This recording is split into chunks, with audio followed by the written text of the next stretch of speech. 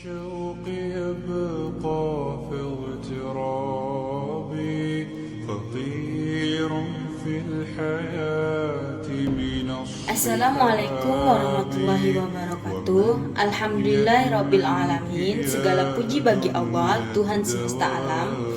Salawat dan salam semoga selalu tercurahkan kepada junjungan kita Nabi Muhammad SAW beserta keluarga, sahabat dan seluruh umatnya. Pada kesempatan kali ini kita akan membahas tentang hakikat manusia dalam Al-Quran. Tahu nggak siapa sebenarnya manusia menurut Al-Quran? Dari mana kita berasal, apa tujuan kita, dan bagaimana seharusnya kita hidup. Dalam video ini, kita akan membahas tentang hakikat manusia dalam Al-Quran. Sebuah pandangan yang tidak hanya menjelaskan siapa kita, tetapi juga membentuk cara berpikir kita, berperilaku, dan bertanggung jawab dalam kehidupan. Hakikat manusia mencakup dua aspek. Yang pertama, manusia sebagai makhluk jasmani dan rohani. Yang kedua, manusia sebagai khalifah dan hamba Allah. Kita akan membahas tentang manusia sebagai makhluk jasmani dan rohani. Yang pertama, manusia dibentuk dari unsur fisik atau jasmani. Di dalam Al-Quran menjelaskan bahwa manusia diciptakan dari tanah. Dalam surat Al-Mu'minun ayat 12-14 disebutkan bahwa manusia berasal dari unsur materi yang mengalami proses tahap demi tahap.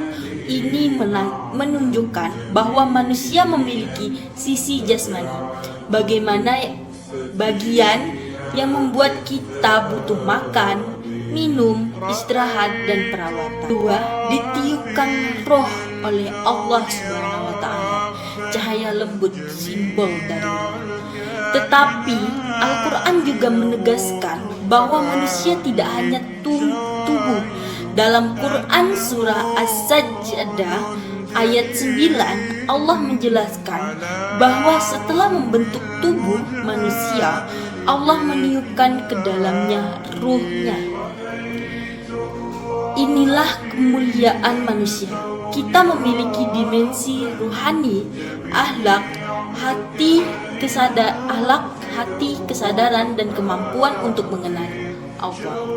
Juga keseimbangan fisik dan spiritual.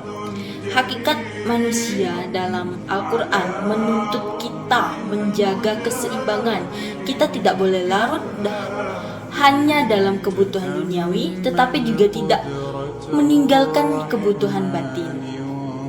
Ketika seseorang hanya memenuhi jasmani, ia mudah terjebak pada hawa nafsu. Ketika hanya menekankan ruhani tanpa memahami realistis dunia, ia bisa menjadi tidak bijaksana. Manusia ideal menurut Al-Quran adalah manusia yang menjaga tubuhnya dan menumbuhkan ruhnya. Baiklah, kita akan menjelaskan aspek yang kedua, yaitu manusia sebagai khalifah dan hamba Allah. Kita akan membahas manusia sebagai khalifah dulu di bumi. Dalam Quran surah Al-Baqarah ayat 30, Allah menyebutkan manusia sebagai khalifah di bumi. Khalifah berarti pemimpin, pengelola, penjaga amanah. Tugas ini bukan sekedar jabatan, tetapi tanggung jawab besar. Menjaga alam, membangun kebaikan, menegakkan keadilan, memperbaiki kerusakan sosial. Menjadi khalifah berarti kita diberi kemampuan berpikir, merencanakan, dan memutuskan sesuatu berdasarkan nilai-nilai Al-Quran. Baiklah, kita akan membahas yang kedua, yaitu manusia sebagai hamba Allah. Walaupun manusia adalah khalifah, kita tetaplah hamba Allah. Dalam Quran surah Az-Zariyat ayat 56, Allah menegaskan bahwa tujuan penciptaan manusia adalah beribadah, mengenal, dan tunduk kepadanya. Sebagai manusia, kita tidak boleh sombong. Kita sadar bahwa seluruh kemampuan, kekuasaan, dan kesempatan hidup adalah amanah, bukan mutlak milik kita. Kita akan membahas tentang keseimbangan dua identitas. Kita adalah khalifah yang berperan di dunia, tetapi juga hamba yang terikat pada aturan Allah. Jika hanya merasakan sebagai khalifah, manusia menjadi arogan dan merusak bumi.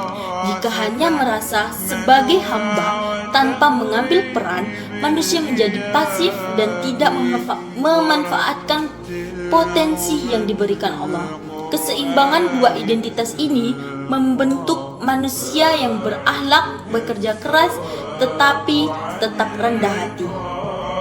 Jadi kesimpulannya adalah ketika kita memahami hakikat manusia menurut Al-Quran, bahwa kita adalah makhluk jasmani dan rohani sekaligus khalifah dan hamba Allah, maka muncul tanggung jawab moral dalam diri kita, yaitu kayak kita menjaga tubuh dan hati, kita bertindak adil dan tidak merusak, kita bekerja dengan jujur karena sadar bahwa Allah mengawasi, kita menebar kebaikan karena itu bagian dari amanah kekhalifahan, kita dekat kepada Allah karena hanya kepadanya kita bergantung.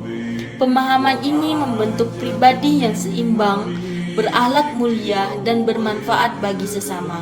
Baiklah, segitu saja materi dari saya. Semoga video ini bermanfaat bagi kita semua. Saya akhiri. Wassalamualaikum warahmatullahi wabarakatuh.